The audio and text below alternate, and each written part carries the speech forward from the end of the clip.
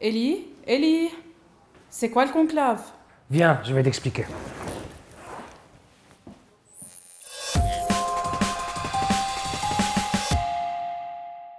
À la mort ou à la démission du pape, les cardinaux du monde entier se réunissent au Vatican afin d'élire le nouveau souverain pontife. Depuis 1059, le décret In nomine Domini du pape Nicolas II restreint le collège électoral aux cardinaux. La constitution apostolique Romano Pontifici Eligiando, édictée par Paul VI en novembre 1970, dispose qu'un maximum de 120 cardinaux électeurs, âgés de moins de 80 ans, se réunissent au Vatican pour procéder à l'élection 15 à 20 jours après la mort ou la démission du pape. La limite d'âge est là pour protéger les cardinaux des conditions difficiles de la période électorale, surtout l'enfermement des électeurs depuis la fin du XIIIe siècle.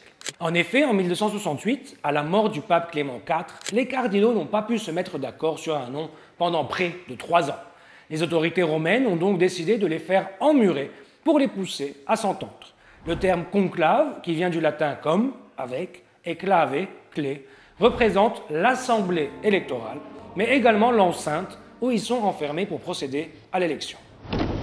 Mais cette méthode sert un autre intérêt, celui de préserver la liberté de l'Église face à l'ingérence des États dans le choix du prochain pape.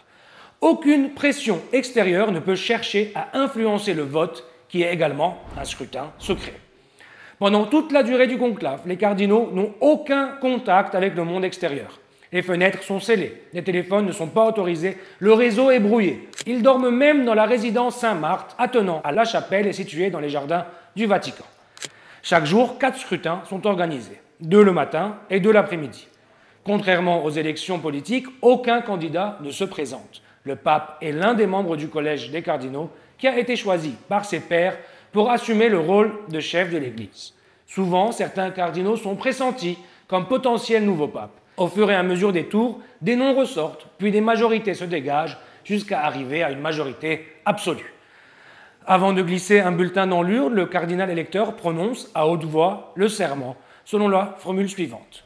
« Je prends à témoin le Christ Seigneur qui me jugera, que je donne ma voix à celui qui, selon Dieu, je juge devoir être élu. » À la fin de chaque journée, les bulletins sont brûlés et la couleur de la fumée qui s'en dégage indique au monde extérieur les résultats de leur vote. Noir, si aucun consensus n'a été trouvé. Blanche, si un nouveau pape est élu. Lorsqu'une majorité aux 2/3 est obtenue, le cardinal doyen demande à l'élu s'il accepte sa nouvelle fonction. Acceptez-vous votre élection canonique comme souverain pontife? S'il accepte, le doyen continue. De quel nom voulez-vous être appelé? La fumée blanche et les cloches annoncent en chœur aux fidèles qu'ils ont un nouveau pape. Celui-ci s'avance sur le balcon central de la basilique Saint-Pierre pour se présenter et le cardinal doyen prononce le fameux « J'espère que c'est plus clair maintenant ».